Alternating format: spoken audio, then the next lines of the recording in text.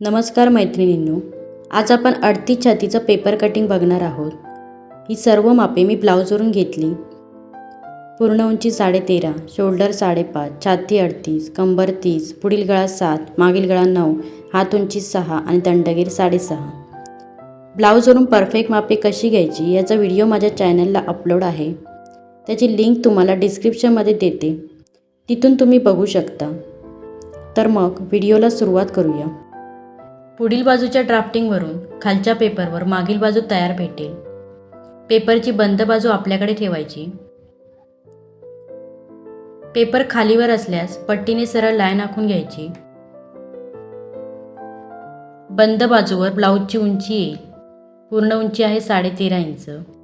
हे आपण पुढील बाजूचं ड्राफ्टिंग करतोय. नेहमी पुढील बाजूमध्ये उंची प्लस 1.5 इंच घ्यायचं. हे 1.5 इंच योकपट्टी शिलाईसाठी आणि शोल्डर शिलाईसाठी असं घेतलेलं आहे. खुणा करून घेऊया. शोल्डर आहे 5.5 इंच. पूर्ण शोल्डर 11 इंच होता, त्याचे निम्मे 5.5 इंच घेतलं. शोल्डरचं माप हे मागील गळा आणि छाती यावरून घ्यायचं. ब्लाऊजवरून मागील गळा 9 इंच आहे, म्हणून शोल्डर 5.5 इंच घेतला. जर मागील गळा 9 पेक्षा कमी असेल तर हे माप 5.5च्या पुढे घ्यायचं आणि गळा 9 पेक्षा जास्त असेल तर हे माप 5.5 पेक्षा कमी घ्यायचं. मागील गळ्यावरून मुंड्याचं माप पण बदलतं. इथे मुंडा खोली 6 इंच घेतली. जर मागील गळा जास्तच डीप असेल तर मुंड्याचं माप 5.5 पर्यंत घ्यायचं आणि जर मागे कॉलर किंवा बोटनेक असेल तर हे माप 6.5 पर्यंत घ्यायचं. छाती आहे 38 इंच. 38चा चौथा भाग 9.5 इंच. त्यात 2.5 इंच शिलाई तुम्ही 1.5-2 पण घेऊ शकता. पट्टीने लाईन मुंड्याला जोडून घेऊया. त्यानंतर कंबर आहे 30 इंच. 30चा चौथा भाग 7.5 इंच. त्यात 2.5 इंच शिलाई आणि 1 इंच मागील टक्ससाठी. पुढील बाजू आणि मागील बाजू एकसाथ कट करायच्या आहेत, म्हणून दोन्ही बाजू लक्षात घेऊन इथे मापे टाकायची आहेत. आखून घेऊया टक्सची लाईन आणि शिलाईची लाईन. आता गळा आखून घेऊया. गळा रुंदी घेतली 2.5 इंच. शोल्डर पट्टी येईल 3 इंचाची. शोल्डर पट्टी जास्त हवी असेल तर 2.5 पर्यंत गळा रुंदी घेऊ शकता. पुढील गळा आहे 7 इंच. क्रॉस टेप लावून जेवढा गळा आहे तेवढाच घ्यायचा, ॲडिशनल घ्यायचं नाही. इथून 2.5 इंच घ्यायचं. बॉक्स आखून घेऊया.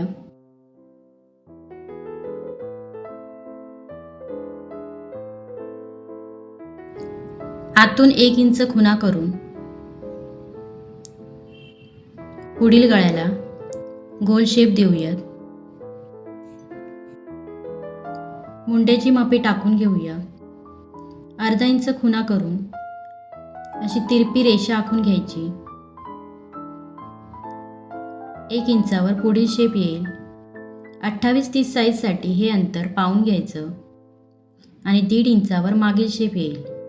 मात्र 28-30 साईजसाठी हे अंतर 1.25 घ्यायचं. शेप देऊन घेऊया. मागील शेप तिरप्या लाईनवरून द्यायचा आणि पुढील शेप आतील लाईनवरून द्यायचा. इथे डॉटने शेप देताना मागील शेप चुकीचा आखला गेला. सरळ लाईनवर अचूक शेप आखून दाखवते. अशा प्रकारे शेप द्यायचा आहे.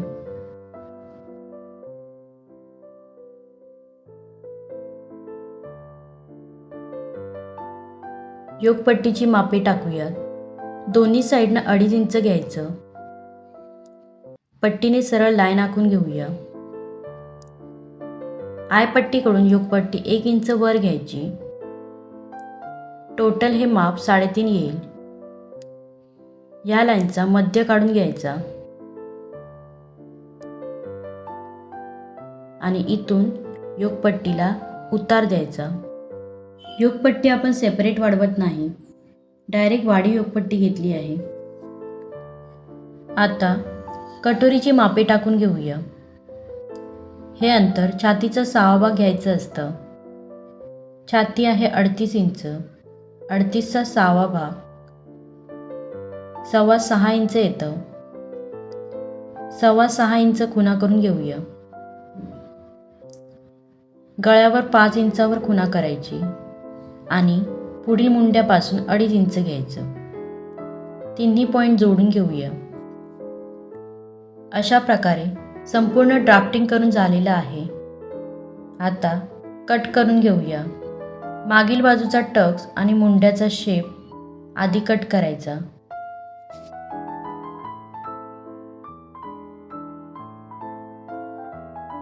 पेपर उघडून मागील बाजू सेपरेट करून घ्यायची.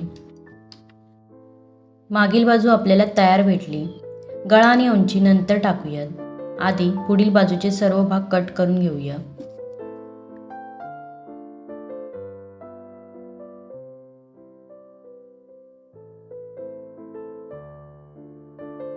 अशा प्रकारे पुढील बाजूचे सर्व भाग कटिंग करून घेतले.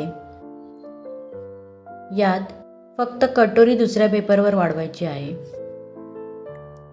मागील बाजूवर उंची, गळा आणि टक्स आखून घेऊया. मागील बाजूमध्ये उंची प्लस 1 इंच घ्यायचं.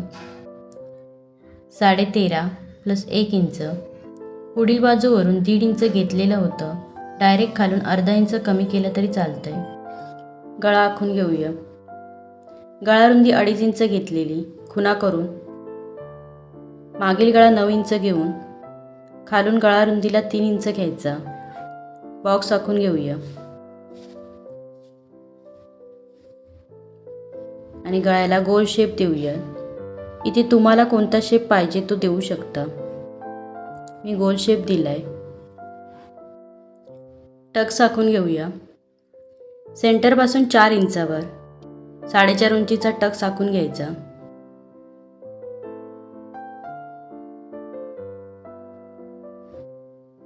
इथे 1 इंच टक्ससाठी घेतलेलं. टक्सच्या कडेने अर्धा इंच घ्यायचं. आखून कट करून घेऊया. अशा प्रकारे मागील बाजू आपली तयार झाली. गळा आपण नंतर ब्लाऊज पीसवर कट करूया. त्यानंतर कटोरी वाढून घेऊया. कटोरी जशीच्या तशी पेपरवर आखून घ्यायची.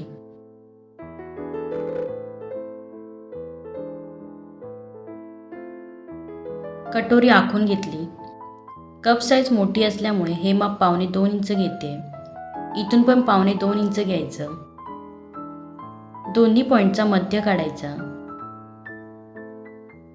टेप दुमडून मध्य काढून घेऊया. मध्यापासून खाली 1.5 इंच वाढवायचं.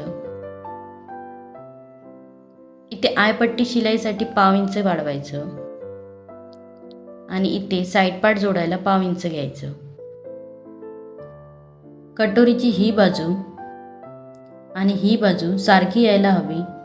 सारखी नसेल तर करून घेऊया.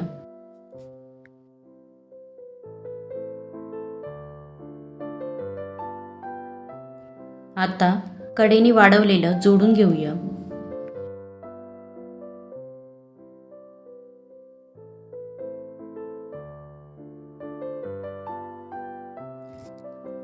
टक्स आखून घेऊया.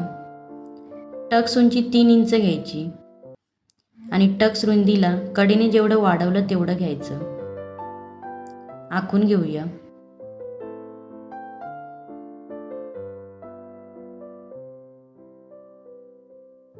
कट करून घेऊया.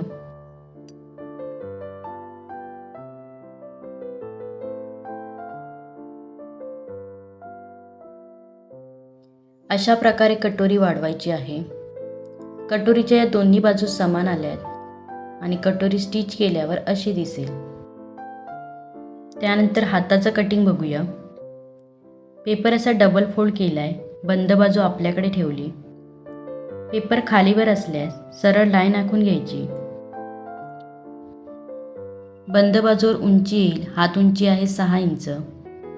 अस्तरचा ब्लाऊज असेल तर 6 इंच प्लस 1 इंच घ्यायचं आणि बिना अस्तरचा ब्लाऊज असेल तर 6 इंच प्लस 1.5 इंच घ्यायचं.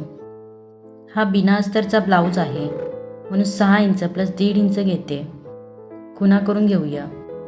सरळ लाईनसाठी पुढे पण उंची टाकून घेऊया. सरळ लाईन आखून घेऊया.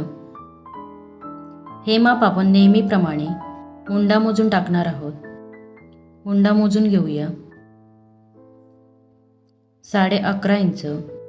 11.5 मध्ये अर्धा इंच शोल्डर शिलाईचं कमी करून 11 इंच घ्यायचं आहे. खुणा करून आखून घेऊया.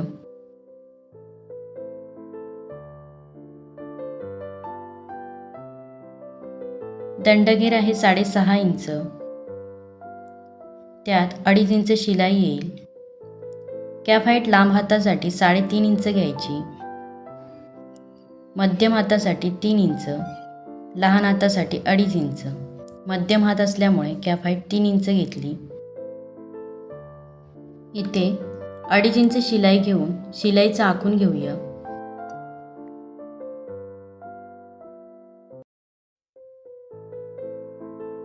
इथून 2 इंच खुणा करून इथून इथपर्यंत लाईन आखून घेऊया.